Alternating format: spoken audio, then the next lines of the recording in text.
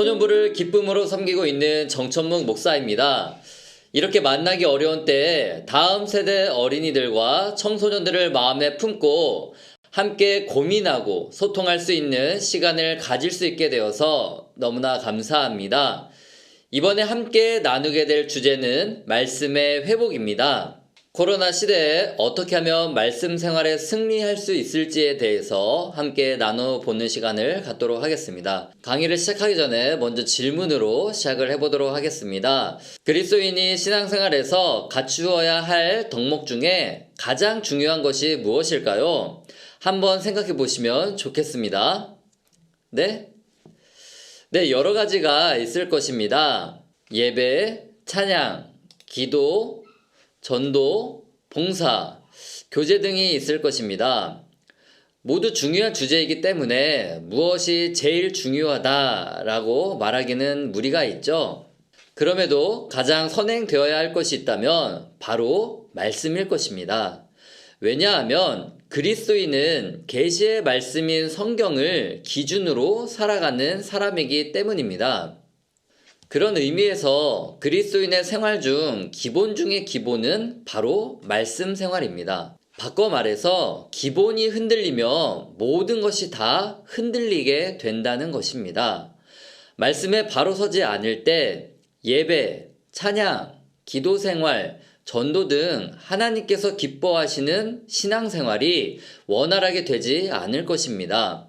코로나19가 쉽사리 끝나지 않고 우리 생활 속에 깊이 침투해 있습니다. 뉴스에서 연신 교회에서 확진자가 나온다는 이야기가 들릴 때마다 마음이 답답해집니다.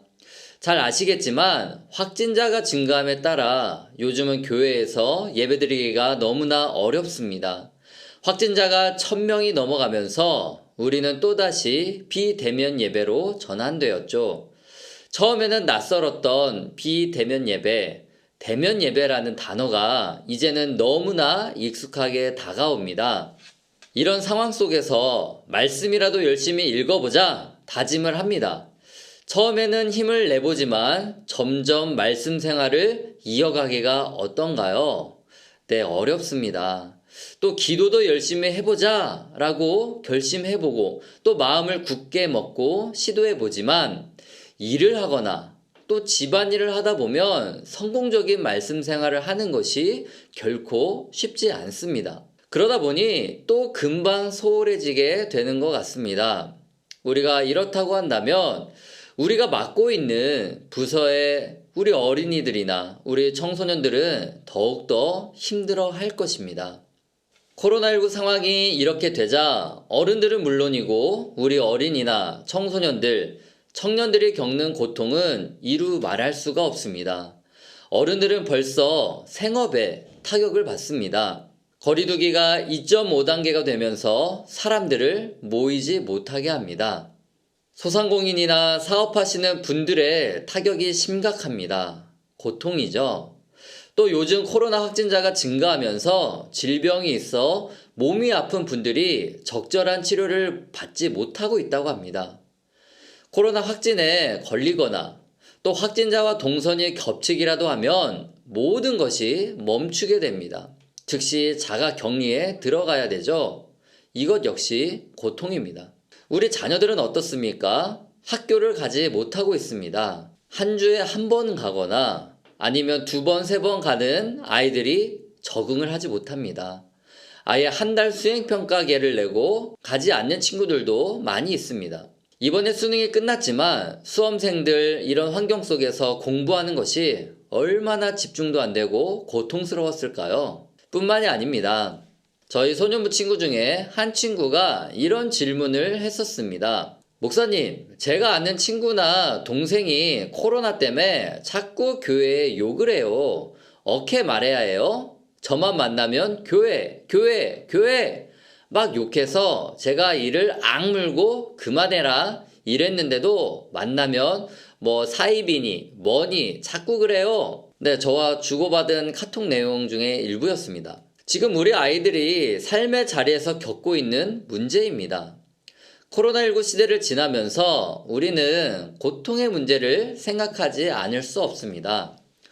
그렇다면 그리스도인은 다가온 고통의 문제에 대해서 어떻게 받아들이고 또 반응하고 어떻게 대처해야 할 것인가요? 그것은 바로 말씀 생활입니다.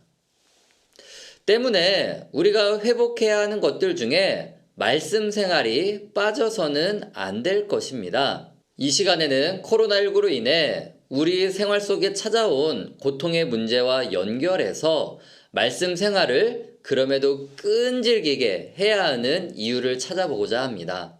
이번 강의에서 말씀의 회복을 4개 주제로 생각해 보고자 합니다. 첫째는 고통의 문제입니다. 그리스도인들에게 다가오는 고통을 어떻게 받아들여야 하는지를 생각해 볼 것입니다. 두 번째 주제는 고통이 있을 때 왜 말씀으로 돌아가야 하는지를 생각해 봅니다. 세 번째는 말씀으로 강건하라입니다. 여기에서는 고통 속에서 나를 강하게 하시는 하나님의 계획과 목적에 대해서 생각해 볼 것입니다. 마지막으로 말씀으로 극복하라입니다. 우리가 겪는 고통의 문제를 말씀의 안경으로 바라보고 어떻게 하면 극복할 수 있는지를 생각해보고 적용해보는 시간을 갖도록 하겠습니다. 첫 번째 주제인 고통의 문제입니다. 앞서 생각해 보았지만 코로나19로 우리의 생활이 완전히 달라졌습니다. 전문가들 중에는 코로나 이전의 시대는 다시 돌아오지 않을 것이다 라고 전망합니다. 코로나에 걸릴까봐 두렵지만 가장 크게 다가오는 문제는 역시 경제적인 문제입니다. 사회와 경제가 얼어붙다 보니 먹고 살기가 너무 힘들어졌습니다. 스트레스를 풀러 외출을 할 수도 없고 집에만 있다 보니 코로나 블루라는 신조어도 생겼습니다. 코로나 우울증이죠. 그러다 보니 자연스럽게 나의 경건과 신앙까지도 문제가 생기게 되는 것입니다. 그런데 생각해 볼 것이 있습니다. 코로나19가 터지고부터 우리에게 고통의 문제가 찾아왔을까요? 아닙니다. 코로나19 이전부터 우리는 고통의 문제로 아파했었습니다. 질병의 고통, 이별의 고통, 상실의 아픔, 죽음의 문제 등 우리를 언제나 괴롭혀 왔던 것입니다.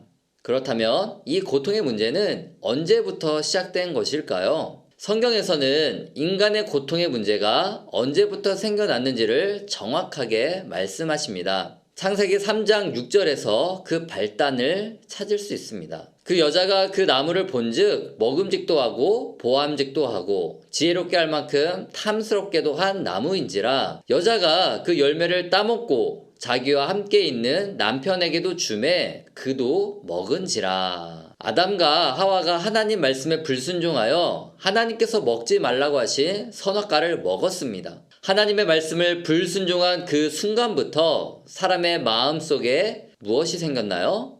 네, 죄가 생겼습니다. 이것이 사람의 고통과 고난의 시작입니다. 고통과 고난의 시작은 무엇 때문입니까? 죄 때문입니다. 그렇다면 말씀 생활을 삶 속에 가장 최우선으로 삼고 하나님의 말씀을 순종하며 살아가는 사람에게는 고난이 덜 찾아오는 것일까요? 아닙니다. 성경을 보면 의인의 대명사이지만 또 한편으로는 고난과 고통의 대명사인 욥을 만날 수 있습니다. 욥은 어떤 사람입니까? 욥기 1장 8절에는 욥을 이렇게 소개합니다. 여호와께서 사탄에게 이르시되 내가 내 종 욥을 주의하여 보았느냐? 그와 같이 온전하고 정직하여 하나님을 경외하며 악에서 떠난 자는 세상에 없느니라. 하나님께서 인정하실 정도로 욥은 온전하고 정직한 사람, 하나님을 경외하며 악에서 떠난 사람이었다라고 합니다. 이런 욥에게는 고난과 고통이 없었나요? 아니죠. 정말 이해할 수 없는 엄청난 고통과 고난을 겪은 사람이 바로 욥입니다. 사도 바울의 경우를 생각해 볼까요?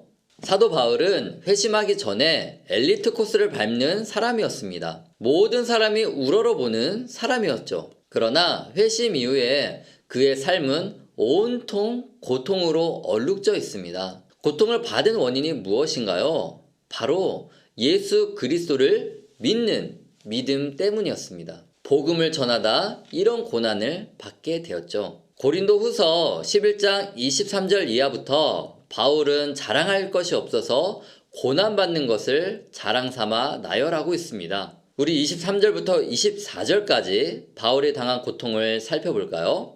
그들이 그리스도의 일꾼이냐 정신이 없는 말을 하거니와 나는 더욱 그러하도다. 내가 수고를 넘치도록 하고 옥에 갇히기도 더 많이 하고 매도 수없이 맞고 여러 번 죽을 뻔하였으니 유대인들에게 40에서 하나 감한 매를 5번 맞았으며 3번 태장으로 맞고 1번 돌로 맞고 3번 파선하고 1주야를 깊은 바다에서 지냈으며 여러 번 여행하면서 강의 위험과 강도의 위험과 동족의 위험과 이방인의 위험과 시내의 위험과 광야의 위험과 바다의 위험과 거짓 형제 중의 위험을 당하고 또 수고하며 애쓰고 여러 번 자지 못하고 줄이며 목마르고 여러 번 굶고 춥고 헐벗었노라.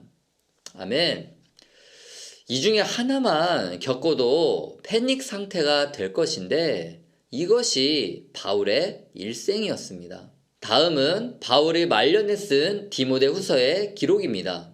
그러므로 너는 내가 우리 주를 증언함과 또는 주를 위하여 갇힌 자 된 나를 부끄러워하지 말고 오직 하나님의 능력을 따라 복음과 함께 고난을 받으라. 아멘.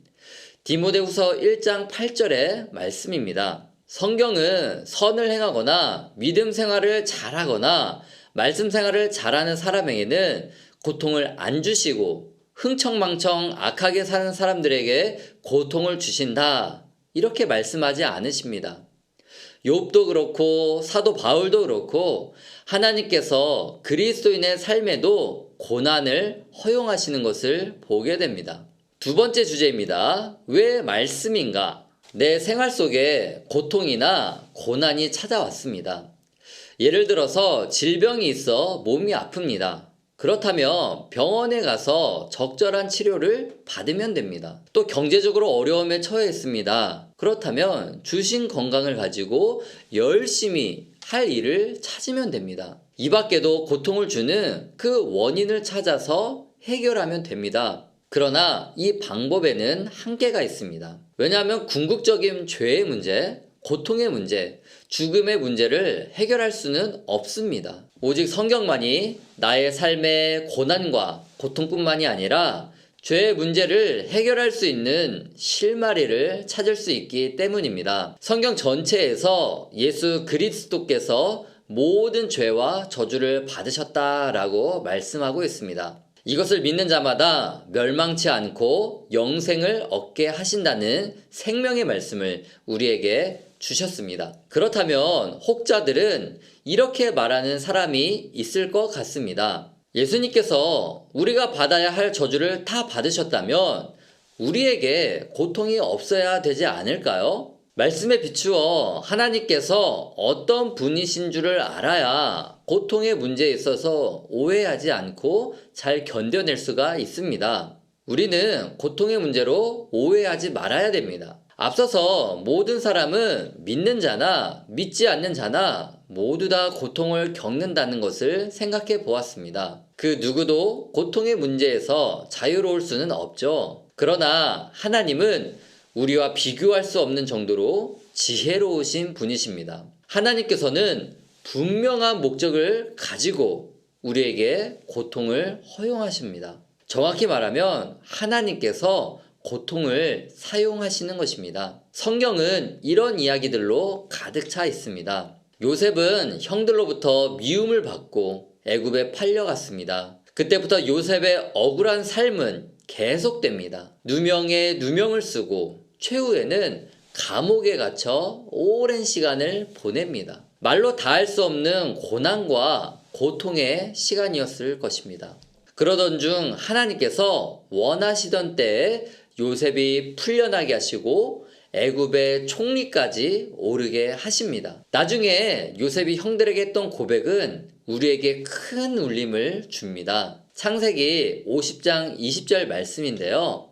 당신들은 나를 해하려 하였으나 하나님은 그것을 선으로 바꾸사 오늘과 같이 많은 백성의 생명을 구원하게 하시려 하셨나니. 아멘. 지혜가 충만하신 하나님께서는 우리의 고난과 고통, 역경을 사용하셔서 하나님의 원대한 계획과 목적에 맞게 사용하시는 것을 볼 수 있습니다. 다음 계시의 말씀입니다. 우리는 고통 속에서도 하나님을 오해하지 않으며 하나님을 알 수 있을까요? 존 칼빈은 우리가 하나님을 아는 방법에 대해서 이렇게 말했습니다. 하나님께서 알려주시는 만큼 알 수 있다라고 했습니다. 하나님을 알 수 있는 방법이 무엇입니까? 일반 계시와 특별 계시를 보고 알 수 있습니다. 일반 계시는 무엇입니까? 하나님께서 이 모든 우주 만물을 만드신 것을 보고 알 수 있습니다. 이 세계는 너무나 정교하고 신비롭게 만들어졌습니다. 성경은 명백하게 하나님께서 이 세상을 말씀으로 창조하셨다라고 합니다. 아무것도 없는 무에서 유를 창조하셨다라고 말씀합니다. 우리는 창조 세계를 통해 하나님을 알 수 있습니다. 또 한 가지는 특별 계시입니다. 특별 계시는 구약 39권, 신약 27권, 모두 66권의 성경입니다. 이 성경 외에 다른 계시는 없습니다. 신구약 외에 다른 계시가 있다는 것은 절대 거짓말입니다. 이것을 잘 분별하시기를 바랍니다. 특별 계시인 성경은 완전 무오한 성경, 즉 오류가 없는 성경입니다. 이 계시의 말씀을 통해 우리는 성삼위일체 하나님에 대해서 알 수 있는 것입니다. 우리가 성경을 잘 모르면 성경 속에 담긴 그 충만한 하나님을 알지 못하게 됩니다. 고통에 대한 오해가 심해지며 심각한 경우 이단의 유혹에 넘어갈 수가 있습니다. 때문에 우리는 오직 하나님의 말씀인 성경을 항상 곁에 두고 묵상하고 읽고 또 읽으며 마음의 양식으로 삼아 그 꼴을 먹어야 하는 것입니다. 시편 119편 105절은 이렇게 기록하고 있습니다. 주의 말씀은 내 발의 등이요 내 길에 빛이 나이다. 아멘. 하나님의 말씀이야말로 고통 가운데 뚫고 나갈 수 있는 가이드라인이 되는 것입니다. 세 번째 주제, 말씀으로 강건하라입니다. 우리가 다시 말씀으로 돌아가야 하는 이유에 대해서 생각해 보았습니다. 우리가 말씀 생활을 회복하고 말씀으로 돌아왔을 때 비로소 강건해질 수 있습니다. 코로나19 시대에 우리가 당한 고통은 나의 신앙에 문제가 있어서 받는 것이 결코 아닙니다. 나의 삶이 경건하지 못해서 받는 것도 아닙니다.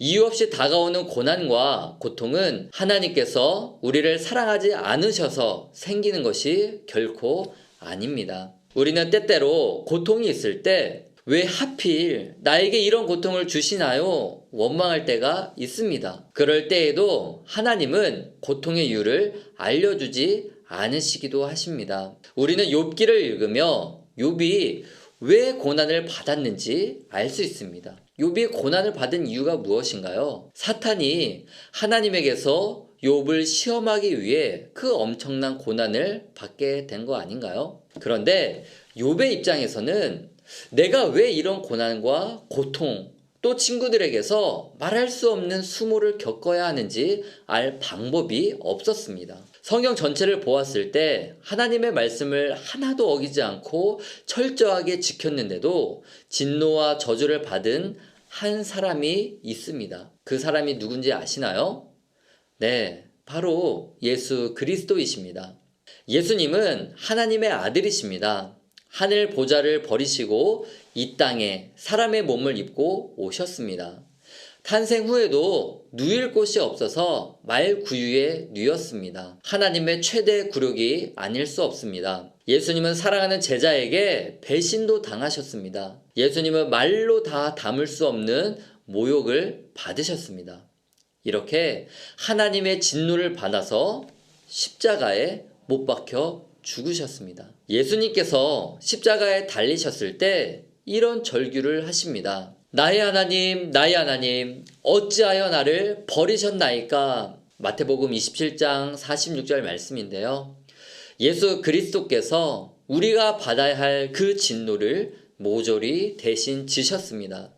때문에 우리의 생활 속에서 겪게 되는 고통이 있을 때 우리는 십자가에 달리신 예수 그리스도를 바라보아야 하는 것입니다.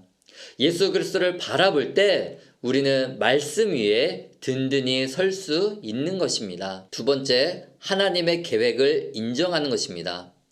고난은 하나님의 계획과 뜻 안에 하나님의 목적과 비유가 있음을 인정해야 됩니다. 베드로전서 4장 12절에서 13절 말씀은 이렇게 고백합니다. 사랑하는 자들아, 너희를 연단하려고 오는 불시험을 이상한 일 당하는 것 같이 여기지 말고 오히려 너희가 그리스도의 고난에 참여하는 것으로 즐거워하라.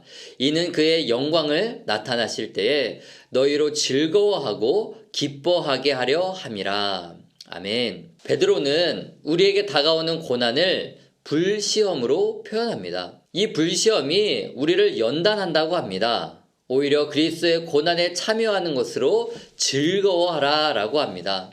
왜냐하면 예수 그리스도께서 영광을 나타나실 때에 우리로 즐거워하고 또 기쁨을 주시기 위함이다 라고 말합니다. 이것이 고난을 지나고 있는 그리스도인의 모습임을 알 수 있습니다.